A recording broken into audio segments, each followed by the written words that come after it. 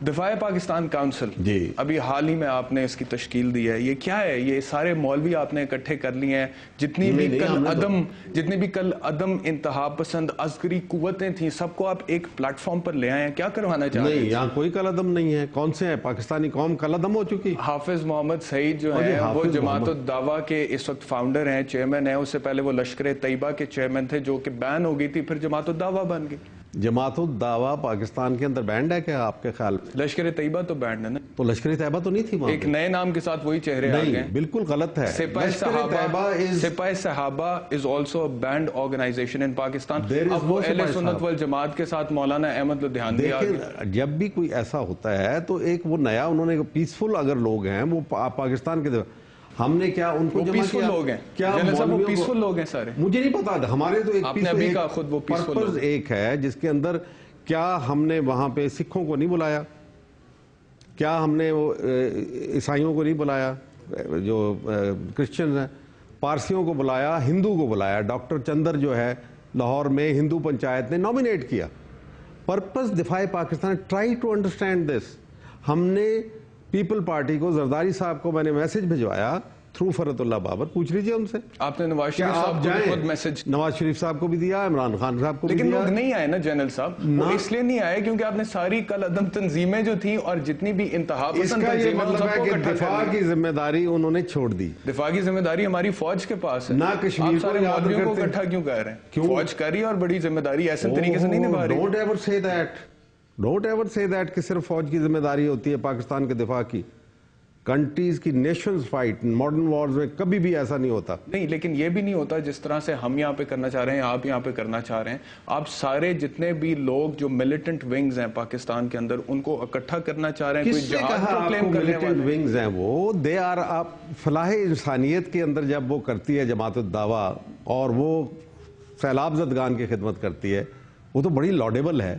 کیا وہ ایک عسکری قوت نہیں ہے؟ پاکستان کے اندر مجھے آپ بتائیے کہ کسی ایک پولیس اسٹیشن میں جماعت الدعویٰ کے خلاف کوئی ایکٹ آف ٹیررزم یا کسی کرائم کو رجسٹرڈ مل جائے آپ تو میرا نام بدل دیں. پتہ نہیں اب رپورٹ نہیں ہوتے ہیں یا ڈرتے ہیں ان کو نہیں چلتے، لیکن ہے ہی نہیں. بہرحال دے آر ناٹ. دیکھیں آپ ان کو کیوں کہتے ہیں کہ سپاہ صحابہ کا، جو امریکہ کا یا انڈیا کا، وہاں پہ سپاہ صحابہ، آپ انڈین کے طور پہ بول رہے ہیں یا پاکستانی کے طور پہ بول رہے ہیں؟ پاکستان کے حوالے سے بات کر رہا ہوں. سپاہ صحابہ کے حوالے سے بتا دیں، کیا سپاہ صحابہ فرقہ وارانہ فسادات میں انوالوڈ نہیں تھی؟ کتنے قتل ہوئے، کتنے مسلمان؟ ہم نے تو سارے اہل تشیع بھی آئے تھے. ہماری جو لاہور میں کانفرنس ہوئی تھی اس میں جامع المنتظر کے ہمارے پاس بیٹھے ہوئے تھے، ان کے اسکالرز بیٹھے ہوئے تھے. Because we are together on دفاع Pakistan. How can you cut them out?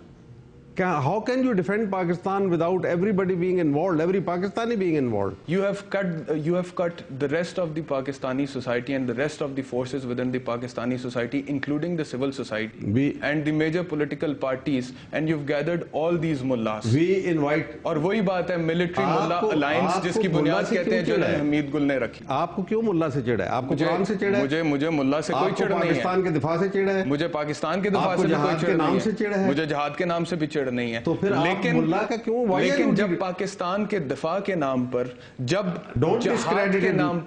جہاد کے نام پر آپ سوسائٹی کو ریڈیکلائز کر دیں گے اور سوسائٹی ریڈیکیول ہو جائے گی، ریڈیکلائزیشن سے سوسائٹی میں تقسیم در تقسیم ہو جائے گی، اس پر مجھے اعتراض ہے. انتہا پسندی پر مجھے اعتراض ہے.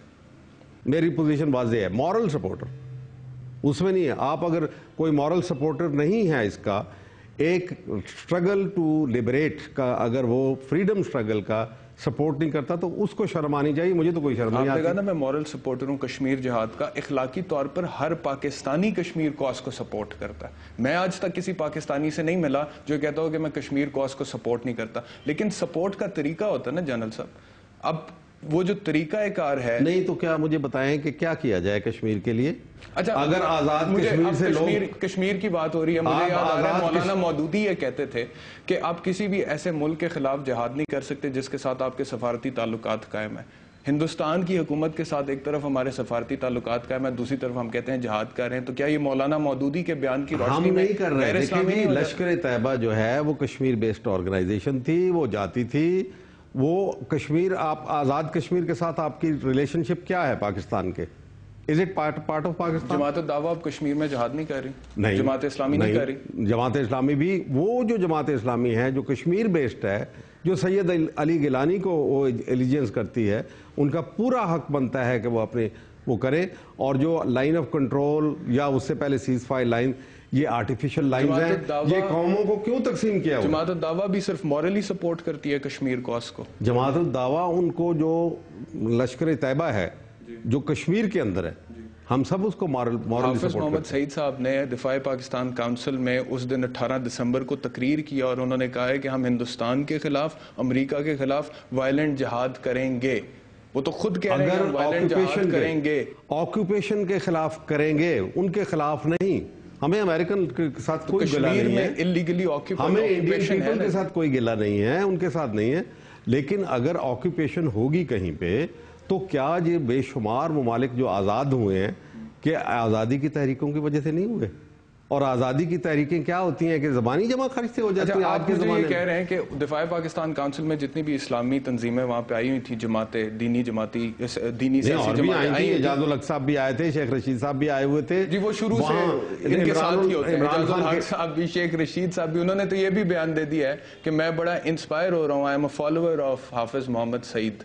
یہ تو ان کی سوچ ہے نا، اگر ان کے کردار سے وہ امپریس ہے. اچھا میں سوال آپ سے پوچھ رہا ہوں، آپ کے لیے کیوں حافظ سعید صاحب اس قدر ناپسندیدہ شخصیت؟ نہیں میرے نزدیک کیونکہ امریکہ کے ناپسندیدہ ہے، انڈیا کے ناپسندیدہ ہے. نہیں جیل صاحب، میرے قریب کوئی ناپسندیدہ نہیں ہے. حافظ محمد سعید صاحب جو ہیں میرے لیے قابل احترام ہے، اور آپ نے ٹھیک کہا ہے کہ ان کے خلاف کسی قسم کے کوئی کیسز یہاں پہ رجسٹرڈ نہیں ہے. اگر ممبئی اٹیکس میں ان کی انوالومنٹ ہے تو پھر وہ پروف نہیں ہے، ٹھیک ہے، وہ مقدمہ چل رہا ہے. لیکن اس چیز سے تو آپ منہ نہیں موڑ سکتے ہیں نا کہ وہ ایک عسکری قوت ہے. کہاں کے لیے؟ پاکستان کے لیے؟ پاکستان کے لیے یا ہندوستان کے لیے یا کشمیر کے لیے عسکری قوت تو ہے. لیکن وہ یہاں تو ان کا یہ ہے نا، they are supporters, they are not actually fighting there. کون کر رہے ہیں؟ کشمیری لڑ رہے ہیں. آپ کے لیے کیوں حافظ سعید صاحب اس قدر ناپسندیدہ شخصیت؟ نہیں میرے نزدیک کیونکہ امریکہ کے ناپسندیدہ ہے، انڈیا کے ناپسندیدہ ہے. جتنی بھی جماعتیں وہاں پر آئی ہوئی تھیں، کیا ان میں سے کوئی بھی کشمیر کے جہاد میں ایکٹیو نہیں ہے؟ کشمیر کے جہاد میں ایکٹیو رہے ہیں ان دا پاسٹ، اب کوئی نہیں. لیکن جب سے 2004 سے بین ہوا ہے، انہوں نے نام بھی اپنے بدل لیے.